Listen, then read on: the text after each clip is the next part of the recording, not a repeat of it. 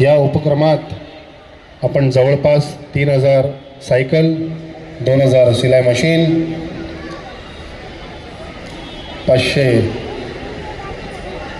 200 EV bikes, 100 EV डबेवाल्यांसाठी, 50 EV loaders आणि 40 auto rickshaw अशा या सर्व समुदायांच्या युवा वर्गांसाठी रोजगार निर्मिती करण्यासाठी आपण हा उपक्रम राबवत आहोत। पूर्ण देशभर ऑर्फनेजेस असो, ओल्ड एज होम असो म्हणजे आश्रम असो, वृद्धाश्रम असो, सरकारी हॉस्पिटल असो, सरकारी शाळा असो, अंध मुलांची शाळा असो, स्पेशल मुलांची शाळा असो, कॅन्सर हॉस्पिटल असो, अशा विविध ठिकाणी अन्नधान्य वाटपचा कार्यक्रम आपण इथे राबवलेला आहे।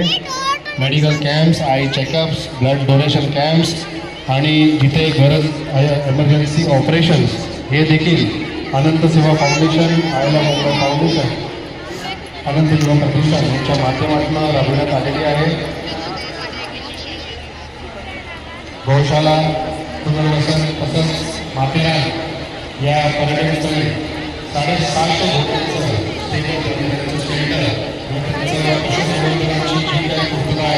ती या एनजीओच्या माध्यमातून आपण इथे केलेली आहे। रत्नागिरी, दापोली या जिल्ह्यात विठ्ठल मंदिराचं आपण एक संकल्पना घेऊन वाढीसाठी सुशोभीकरण व डागडुजीचा कार्यक्रम आपण ते सुरू केलेला आहे।